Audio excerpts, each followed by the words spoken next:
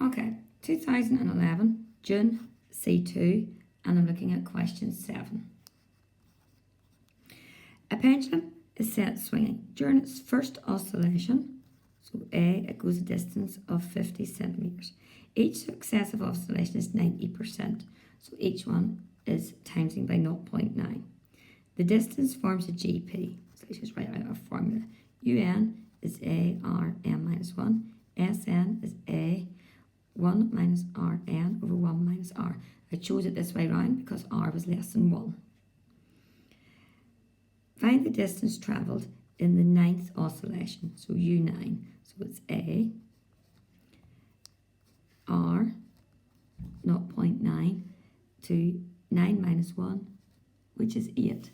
And working that out there, you should get an answer of 21.5 centimetres.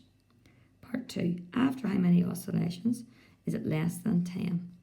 So basically, which term is less than 10? So you just put your term formula in here. A, you know, is 50. R is 0.9 m minus 1. Bring your 50 across and it becomes a divide. So it's 0.2. Standard techniques for solving an exponential: log each side and bring the power forward. Now be really careful here, because anything log 1 and under log 1 is a negative. So when you're bringing this across, you're bringing across a negative. So you must reverse the inequality. So it's log 0.2 over log 0.9.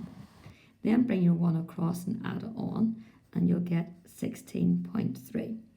So it says, after how many oscillations is the length less than 10? So it's after 16 oscillations, because the 17th oscillation will be less than 10, but the 16th isn't. Now, the next bit here, part 3, find the total distance travelled in the 20th oscillation. So that's just using your SN formula and putting N to be 20.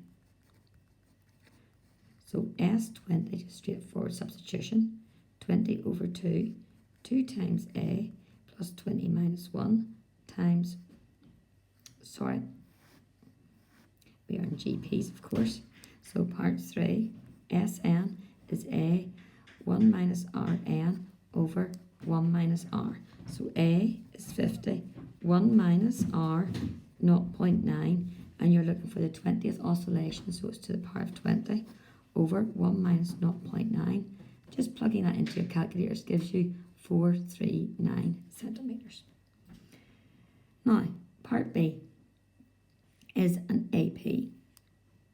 Prove the sum of the first term. So that's just your standard proof formula.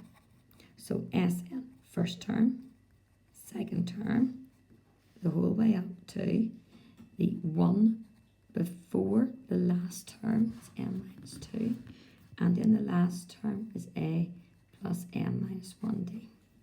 And then what we're going to do is we're going to write that all round in reverse. So last term comes first, second last term comes second,